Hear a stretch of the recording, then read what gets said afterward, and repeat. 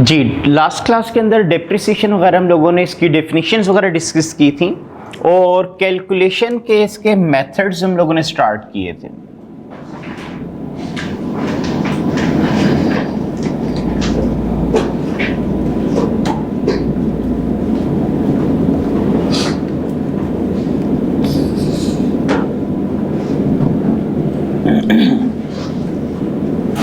आज इसका second method हम लोग डिस्कस करने जा रहे हैं, जिसे आप लोग रिटर्न डाउन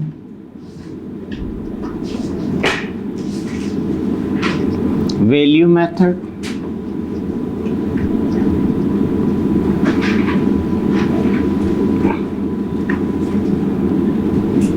या डिमिनिशिंग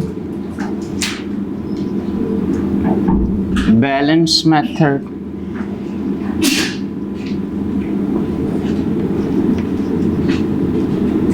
या reducing balance method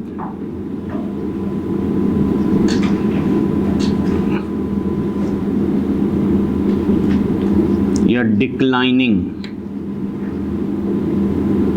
balance method भी कहते हैं।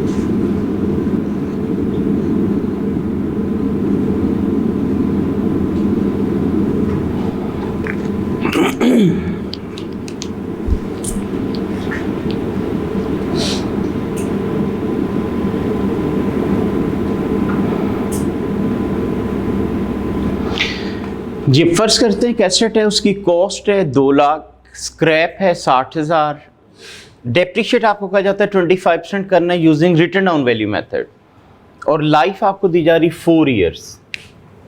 इस डेटा की बेस पे हम इसकी कैलकुलेशन करके देखते हैं।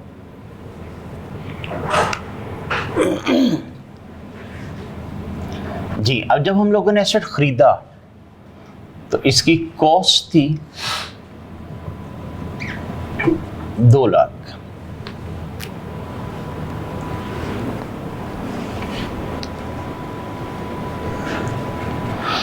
जब ये डेप्रिसिएशन का वाहिद मेथड है जिसकी स्क्रैप शुरू में माइनस नहीं की जाती। जैसे आपने देखा था लास्ट क्लास में मैंने जब स्ट्रेट लाइन से किया, पहले स्क्रैप माइनस की, फिर मैंने रेट अप्लाई किया था। बाकी तमाम मेथड में भी हम इसी तरह ही करते हैं, लेकिन ये एक वाहिद मेथड है जिसकी स्क्रैप शुरू में माइनस नहीं की जाती।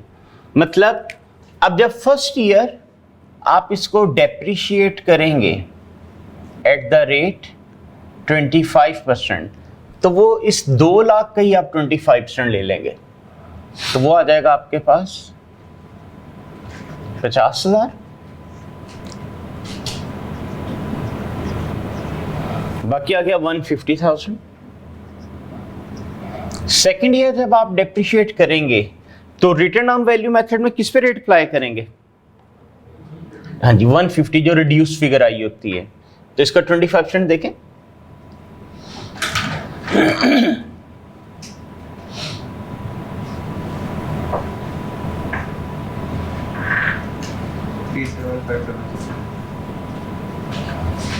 माइनस किया था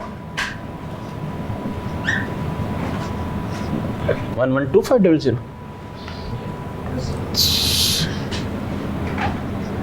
इसी तरह जब थर्ड ईयर 25% लेंगे तो ये 112500 का लेंगे। 28.25 माइनस किया तो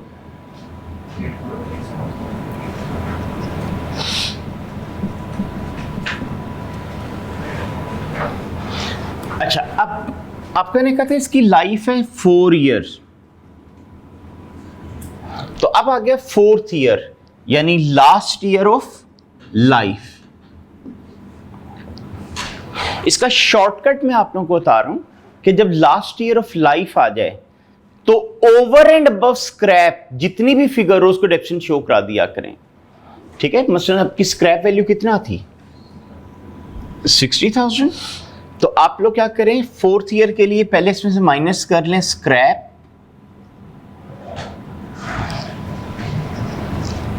ओवर एंड अबव जितने भी फिगर बची उसको आप लोग शो करा दें डेप्रिसिएशन ऑफ फोर्थ ईयर। ठीक है, तो ये आपका एक शॉर्टकट इसका होता है कि जब लास्ट ईयर ऑफ लाइफ आ जाए तो स्क्रैप से फालतू जितनी अमाउंट हो उसको डेफिनेशन शो करा दो। ये जो मैंने एग्जांपल बनाई थी ना, ये मैंने जल्दी में फिगर लिखी है, मैंने कोई ये रेट प्रॉपर कैलकुलेट करके नहीं लिखा था। अगर फॉर्मूला के साथ प्रॉपर रेट कैलकुलेट करके लिखता तो बेशक फिर आप इस फिगर के ऊपर वो रेट अप्लाई करते हैं, इन पे स्क्रैप के इक्वलेंट अमाउंट बच जानी थी। लेकिन चूंकि मैंने जल्दी में एग्जांपल बनाई थी, कैलकुलेशन के बगैर रेट लिखा हुआ था, तो उस वजह से आपको मैंने बताया कि ये हमारा एक शॉर्टकट होता है कि जब लास्ट ईयर ऑफ लाइफ आ जाए तो स्क्रैप से फालतू जितनी अमाउंट हो डेफिनेशन शो करा दें। एक्चुअली जब लाइफ खत्म होती है तो एसेट की वैल्यू स्क्रैप के इक्वलेंट बचनी चाहिए, तो इसलिए आप मैंने कहा कि 60,000 स्क्रैप है, इससे फालतू जितनी अमाउंट है डेफिनेशन शो करा दो, ऑटोमेटिकली 60,000 बच जाएगा। अब मसलन इस फिगर में से ये वाली अगर डेफिनेशन माइनस करें तो 60,000 ही बचेगा आपके पास। तो जब लाइफ खत्म होती है उसके बाद एसेट की कीमत स्क्रैप के इक्विवेलेंट बचनी चाहिए। ठीक है, तो ये इसमें तरीका था रिटर्न डाउन वैल्यू मेथड। अच्छा, अब हम जरा देख लेते हैं कि कैलकुलेशन ऑफ डेप्रिसिएशन रेट कि इसमें अगर आपने डेप्रिसिएशन रेट निकालना हो तो रेट कैसे कैलकुलेट किया जाता है। तो रेट का आपको याद होगा, हमने फॉर्मूला पढ़ा हुआ था 1 minus nth root of scrap over cost.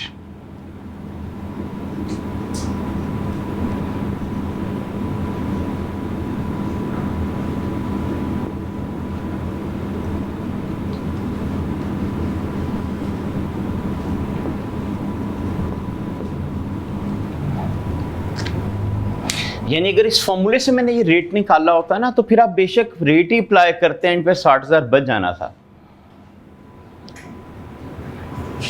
अब जैसे इस एग्जाम्पल का हम डेटा लिखते तो 1 minus 4th root of 60,000 bye 200,000, तो देखें जरा कितना बनता है।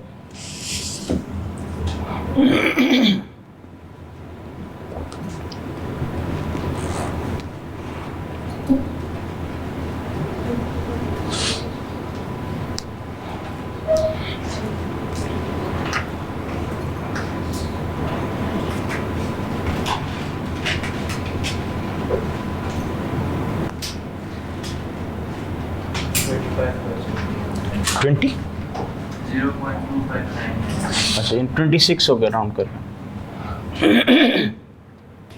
इसका मतलब ये अगर मैं इधर 26% लिखता कैलकुलेट करने के बाद तो आप हर साल 26% लेते रहते, एंड पे 60,000 बच जाना था।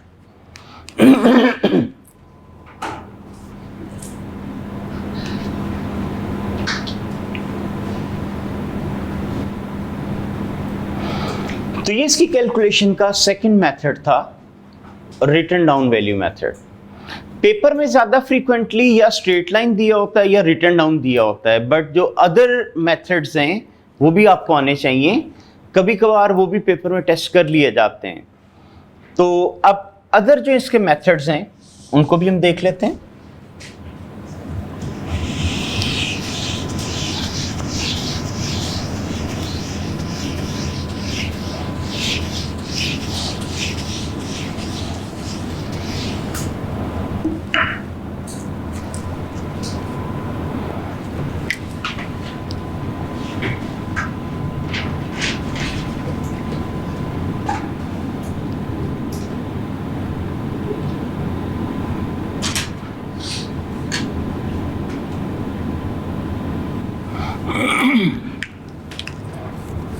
सम ऑफ डिजिट्स मेथड।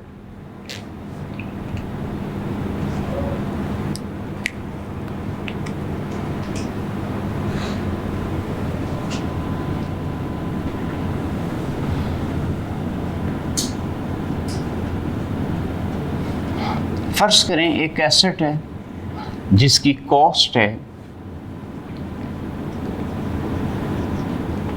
1,25,000,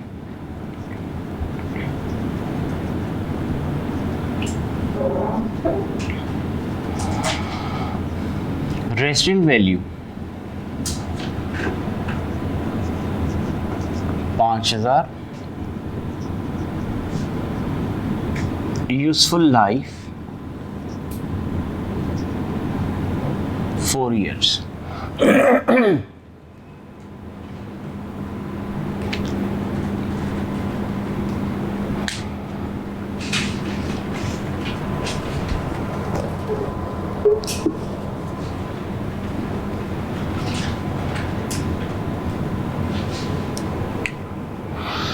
जी, अब मेथड का नाम क्या था? सम ऑफ डिजिट्स।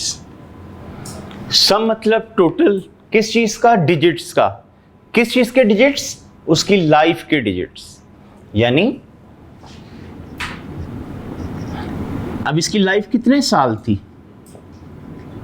4 years।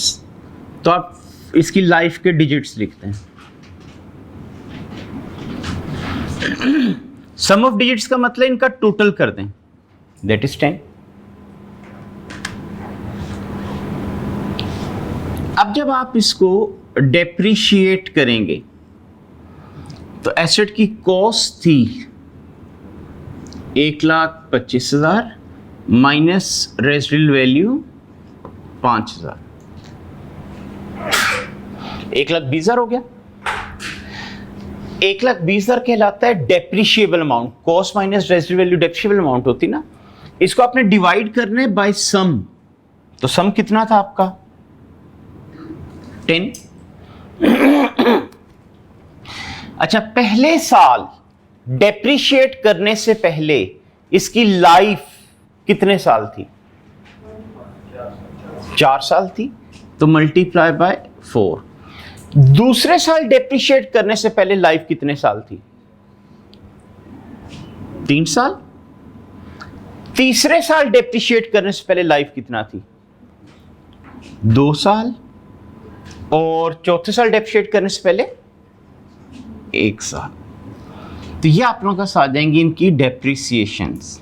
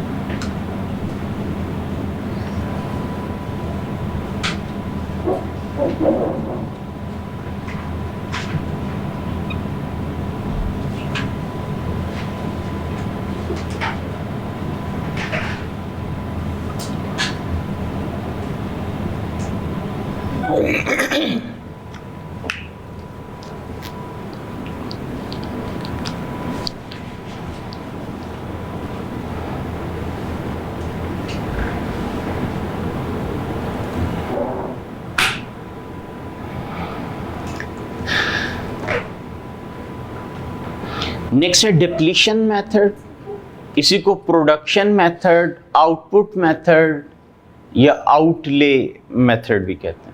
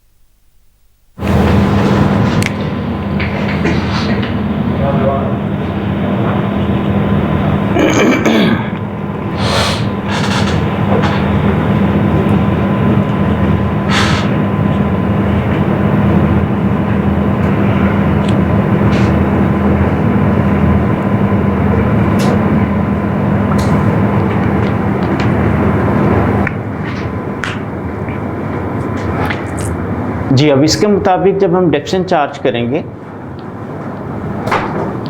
तो एसेट जब आप लोगों ने ख़रीदा तो कॉस्ट थी 2,15,000,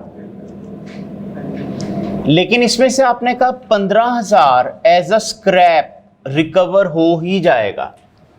इसका ना आपके इस्तेमाल करने की वजह से इसकी वैल्यू में 2 लाख की कमी आएगी, यानी इसकी डेप्रिशिएबल अमाउंट 2 लाख हो गई।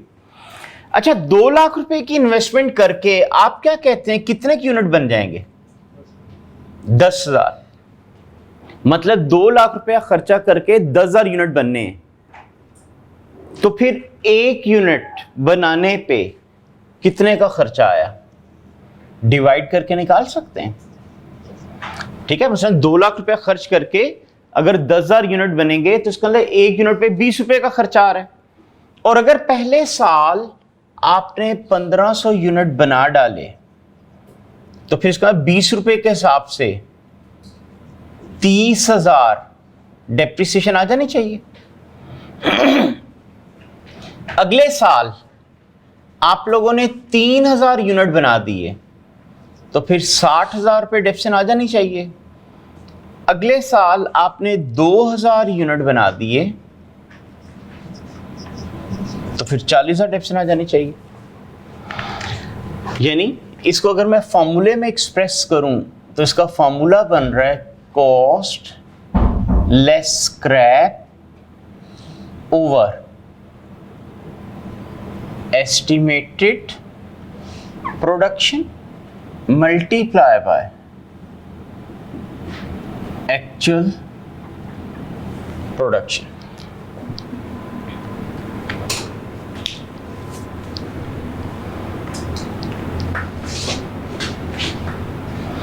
ठीक है, cost minus scrap over estimated production multiply by actual production.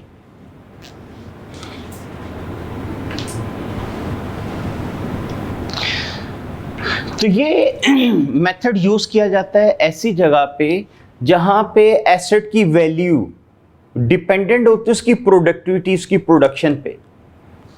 जैसे जैसे आप प्रोडक्शन करते जाते हैं एसेट की वैल्यू कम हो जाती, नहीं करते तो वैल्यू में कमी नहीं आती। आमतौर पे ये मेथड हम यूज करते हैं माइंस में। मतलब आपके पास किसी भी मिनरल की माइन है तो जितने उसके अंदर रिसोर्सेज हैं उस हिसाब से उसकी वर्थ है। जैसे जैसे आप उसमें मिनरल निकाल के डिस्पोज ऑफ करते जाएंगे, सेल आउट करते जाएंगे, उसकी वैल्यू में कमी आती जाएगी। तो वहां पे फिर हम लोग ये मेथड यूज किया करते हैं। तो ये इसका डिप्लीशन मेथड या प्रोडक्शन मेथड कहलाता है, क्योंकि इसमें डिप्लीशन हम लोग प्रोडक्शन के हिसाब से चार्ज कर रहे थे। आखिरी जो मेथड है वो इसी से मिलता जुलता है।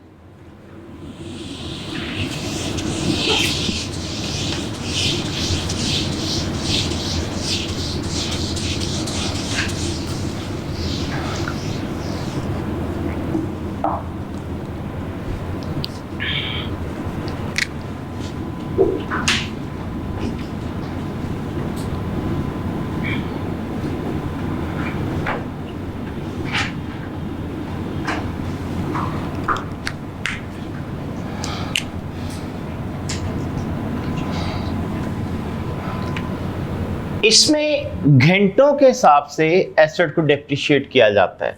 इसमें इसकी जो लाइफ दी जाती है आपको वो आवर्स में दी होगी, और जितने आवर्स आप एसेट यूज करते जाएंगे उतनी इसकी वैल्यू में कमी आती जाएगी। मसलन आपको मैं कहता हूं एसेट की कॉस्ट है 1,10,000 और इसकी स्क्रैप जो थी वो है 10,000 और इसकी जो यूजफुल लाइफ है अब फर्ज करें वो आपको मैं कहता हूं है 1,000 आवर्स।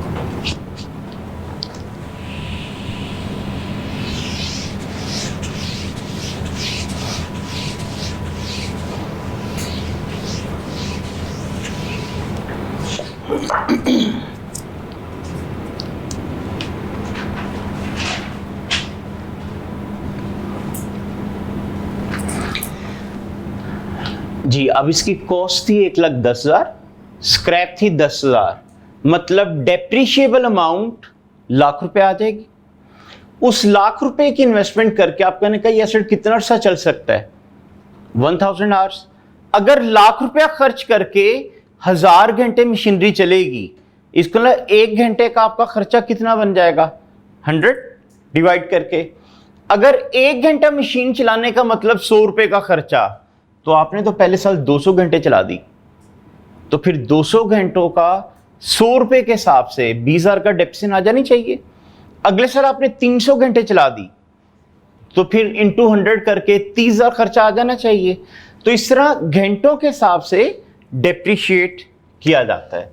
मतलब जब मैं इसको सॉल्व करूंगा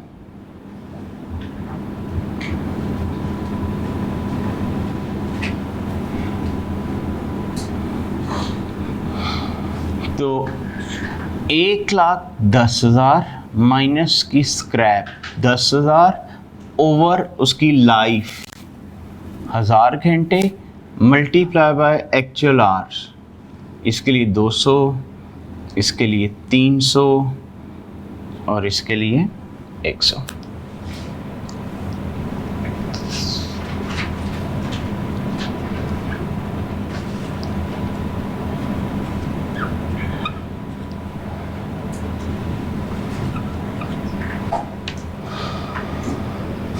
यानी इसका अगर हम फॉर्मूला बनाएं तो उससे मिलता जुलता इसका फॉर्मूला बनेगा कि cost less scrap over estimated hours multiply by actual hours.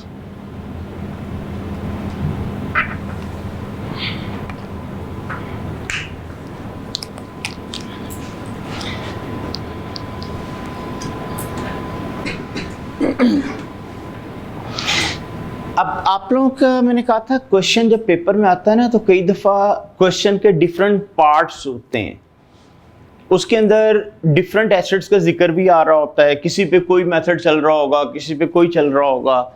तो आपके पेपर में कुछ ऐसे क्वेश्चन आए हैं जिसके अंदर किसी पार्ट के ऊपर आवर्स के हिसाब से डेप्सिन चार्ज हो रही है, तो किसी पे उसके स्ट्रेट लाइन या रिटर्न डाउन के हिसाब से चार्ज हो रही है।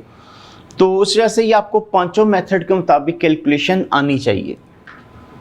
वैसे आपका ने कहा था फ्रीक्वेंटली जो पेपर में आता है वो या स्ट्रेट लाइन होता है या रिटर्न डाउन वैल्यू होता है, लेकिन ये दोनों तीनों जो अदर मेथड्स हैं ये भी आपको आने चाहिए।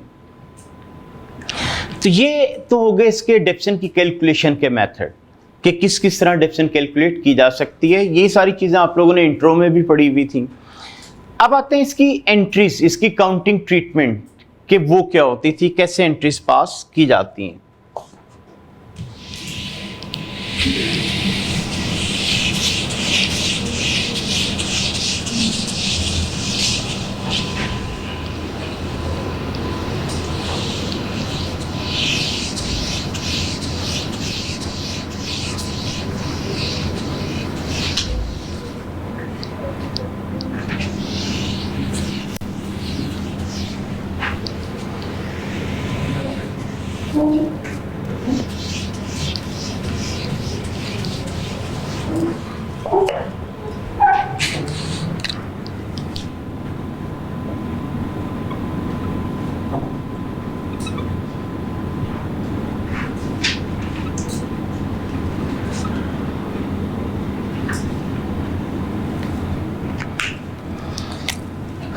जी स्क्रैच से हम इसकी एंट्री शुरू करते हैं। पहली एंट्री हम करते हैं जब आप लोग एसेट खरीदा करेंगे।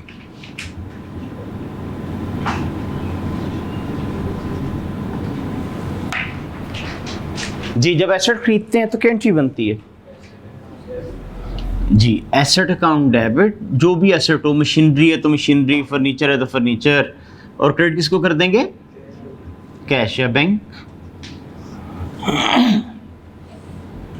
नेक्स्ट, जब ईयर एंड आ जाएगा और आप इसको डेप्रिशिएट करेंगे,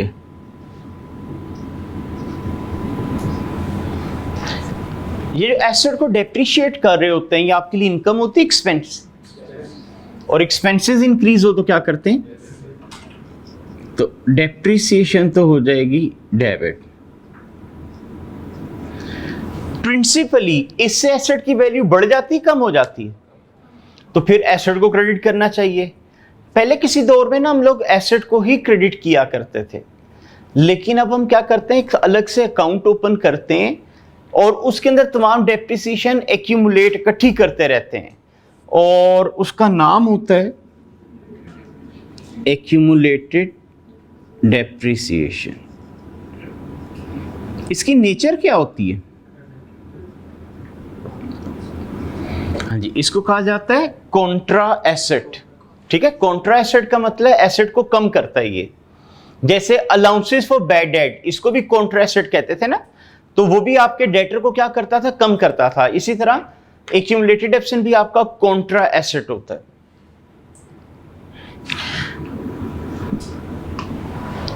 अच्छा, आप लोगों ने इंट्रो में देखा था कि ट्रायल बैलेंस के बाद फाइनेंशियल स्टेटमेंट बन जाती हैं। ठीक है, जिसमें तमाम रेवेन्यू या इनकम प्रॉफिट एंड लॉस में ट्रांसफर होते हैं, तमाम एक्सपेंसेस ट्रांसफर होते हैं, वहां से प्रॉफिट निकलता है। उस प्रॉफिट को फिर आप कैपिटल में ट्रांसफर कर दिया करते थे। इसी तरह जो ड्राइंग्स की होती थी ओवर द पीरियड, उसको भी कैपिटल में ट्रांसफर किया करते थे। तो इनके लिए ना आपको कुछ एंट्रीज पास करना पड़ती हैं, जिन्हें कहा जाता है क्लोजिंग एंट्रीज। ठीक है, यानी अब जिसके अंदर तमाम इनकम्स के अकाउंट प्रॉफिट एंड लॉस में क्लोज होंगे, तमाम एक्सपेंसेस के अकाउंट प्रॉफिट एंड लॉस में क्लोज होंगे, वहां से जो प्रॉफिट निकलेगा वो कैपिटल में ट्रांसफर होगा। तो इन सब की में एंट्रीज पास करना पड़ती हैं। अब यहां पर इनकम का तो कोई टाइटल नहीं आ रहा, लेकिन एक एक्सपेंस आया, तो इसकी मैं आपको क्लोजिंग एंट्री करा देता हूं।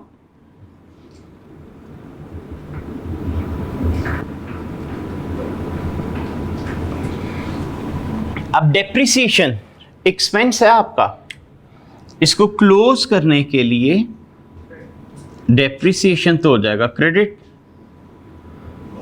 और अब डेबिट किसको कर देंगे, प्रॉफिट एंड लॉस। ठीक है, तो मैं स्टेटमेंट ऑफ कॉम्प्रिहेंसिव इनकम का वर्ड लिख रहा हूं।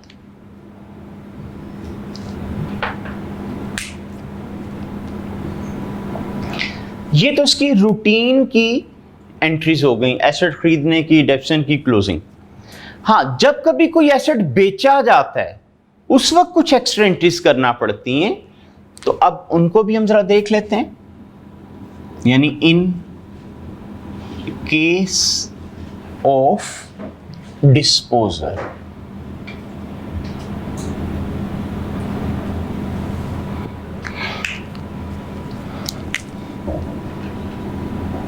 जब कोई एसेट बेचा जाता है तो उसकी कॉस्ट को ट्रांसफर कर दिया जाता है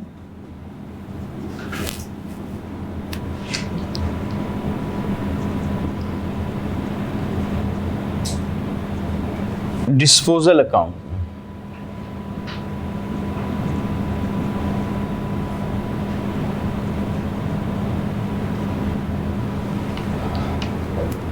ठीक है, transfer of cost of the asset to disposal account.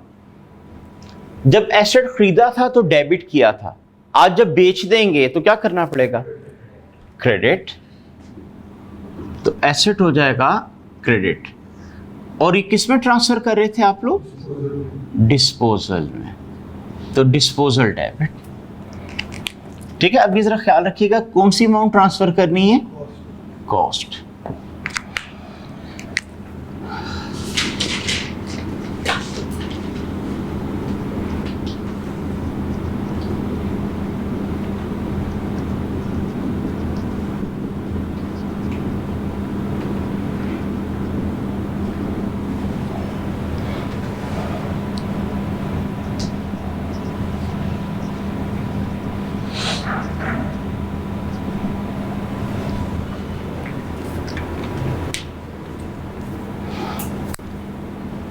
अब जब एसेट ही नहीं रहा आपके पास, तो फिर हम उसकी एक्यूमुलेटेड डेप्शन भी क्या कर देते हैं, डिस्पोजल को ट्रांसफर कर दिया करते हैं। ठीक है, तो एक्यूमुलेटेड डेप्शन आपने क्रेडिट की हुई थी, अब क्लोज करने के लिए डेबिट हो जाएगी, तो क्रेडिट किसको कर देंगे, डिस्पोजल अकाउंट।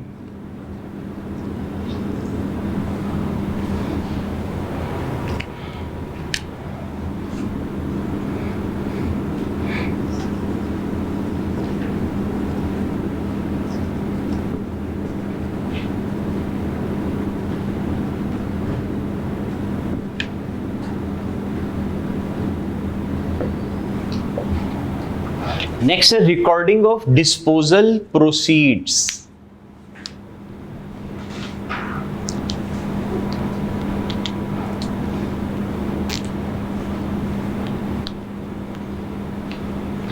ठीक है, डिस्पोजल प्रोसीड्स मीन बेच के जो पैसे मिले, तो इससे आपके बैंक बैलेंस पे क्या फर्क पड़ेगा? इंक्रीज हो जाएगा। तो इंक्रीज करने के लिए डेबिट और डिस्पोजल अकाउंट क्रेडिट।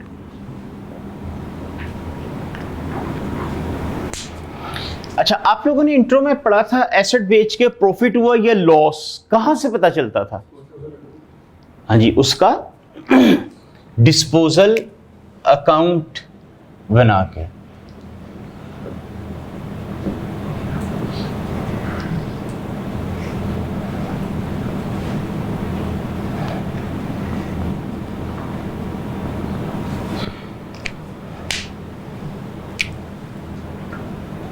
अब जब डिस्पोजल अकाउंट बनाऊंगा ना, तो वहां से या तो निकलेगा प्रॉफिट या फिर लॉस।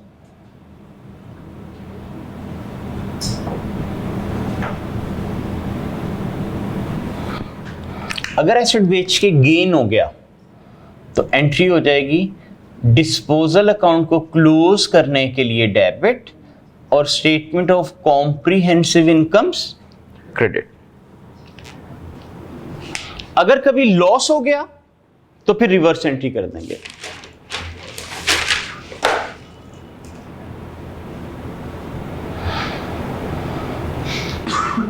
ठीक है, तो ये इसकी सेफ साइड मैंने आपको एंट्रीज कराई हैं।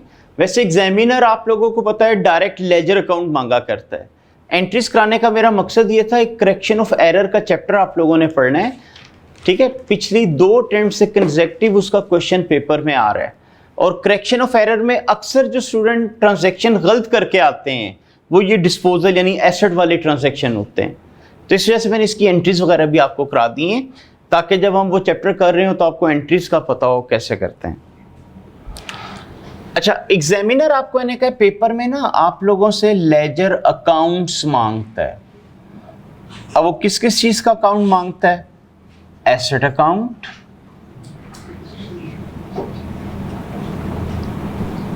एक्यूमुलेटेड डेप्रिसिएशन अकाउंट, और अगर कभी कोई एसेट बेचा हो तो फिर डिस्पोजल अकाउंट।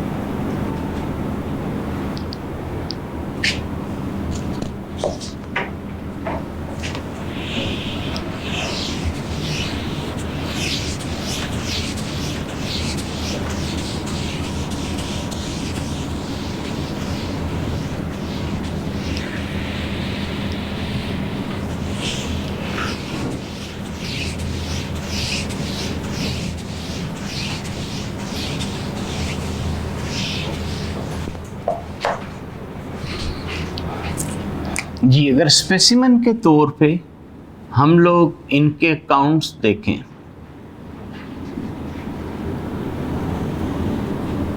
जी, तो एसेट का नॉर्मल बैलेंस कौन सा होता है? डेबिट। तो इसका जो ब्रॉड डाउन है उसकी डेबिट साइड पे आ जाएगा। जब मजीद कोई एसेट खरीदेंगे तो इसमें इंक्रीज आएगा डिक्रीज? तो एसेट इंक्रीज हो तो क्या करते हैं? डेबिट। तो अगर कोई नया खरीदा इसकी डेबिट साइड पे आएगा। अगर कोई एसेट बेच दिया जाए तो उस एसेट में कमी आ जाएगी। एसेट कम हो रहा हो तो क्या करते हैं? क्रेडिट। तो डिस्पोजल को उसकी कॉस्ट ट्रांसफर कर दी जाएगी। बाकी हम इसको जब क्लोज किया करेंगे तो इसका कैरी डाउन आपके पास बैलेंस आ जाया करेगा।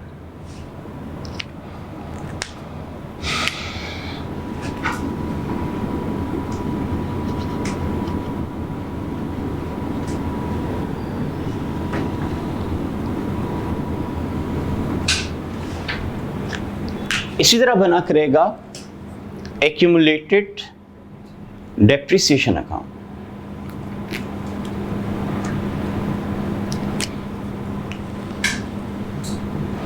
अब ये आपको ने कहा था कॉन्ट्रा एसेट होता है, एसेट की वैल्यू को कम करता है, तो कौन सा बैलेंस होगा? क्रेडिट। तो इसका ओपनिंग क्रेडिट साइड पे, तो क्लोजिंग ऑपोजिट साइड पे आना चाहिए। अच्छा, अब जब मजीद आप इसको डेप्रिशिएट करेंगे तो एक्यूमुलेशन का बैलेंस इंक्रीज होगा, तो डेप्रिसिएशन की क्रेडिट साइड पे। और अगर कोई एसेट बेच दिया जाता है तो उसकी जितनी भी डेप्रिसिएशन होती है वो डिस्पोजल को ट्रांसफर कर दी जाती थी।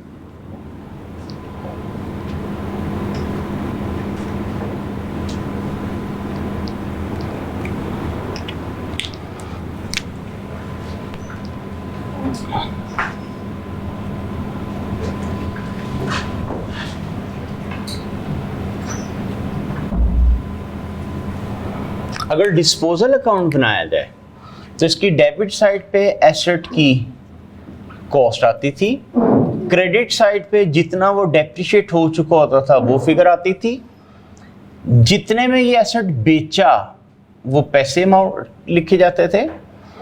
उसके बाद हम इसको करते थे क्लोज। जब क्लोज करते थे तो किसी एक साइड पे बैलेंसिंग फिगर आ जाती थी, या डेबिट में या क्रेडिट में, जिस तरफ भी आ जाए वो आप ट्रांसफर कर दिया करते थे एसओसीआई को। अच्छा, अगर इस तरफ आ जाए तो ये गेन ऑन डिस्पोजल है, लॉस ऑन डिस्पोजल? हाँ जी, इस तरफ आ जाए तो ये होता है गेन ऑन डिस्पोजल, और अगर कभी इस साइड पे आ जाती तो वो फिर लॉस ऑन डिस्पोजल होता। सर स्टार का मतलब माइनस है? हाँ जी सर, स्टार का मतलब माइनस करना है? नहीं, यानी बस मैंने वैसे स्टेरिक लगा दी है कि बैलेंसिंग फिगर है, यानी इस टोटल में से ये माइनस करके तो ये फिगर आई जी। डिस्पोजल अकाउंट है हर एसेट का, हाँ जी, अलग, क्योंकि उसका आगे आप देखेंगे कि हमारा एक बनता है नॉन करंट एसेट स्केड्यूल, यानी रजिस्टर बन रहा होता है, उसके हमने बताना होता है कौन सा एसेट किसको बेचा, कितने में बेचा, उसको बेच के गेन या लॉस कितना हुआ, इसलिए अलग अलग बनाना पड़ता है।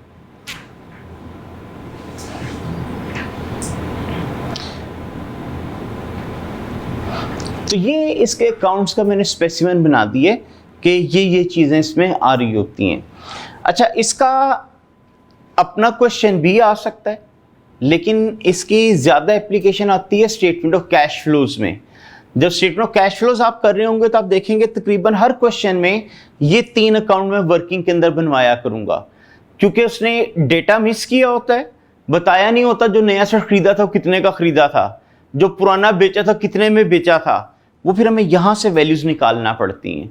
मतलब यहाँ से हमें पता चल रहा है कि इतने का आपने एसेट नया खरीदा, यहाँ से पता चल रहा है कि इतने में आपने पुराना एसेट बेचा, तो फिर मिसिंग फिगर्स फाइंड आउट करने के लिए हमें ये अकाउंट बनाने पड़ा करते हैं।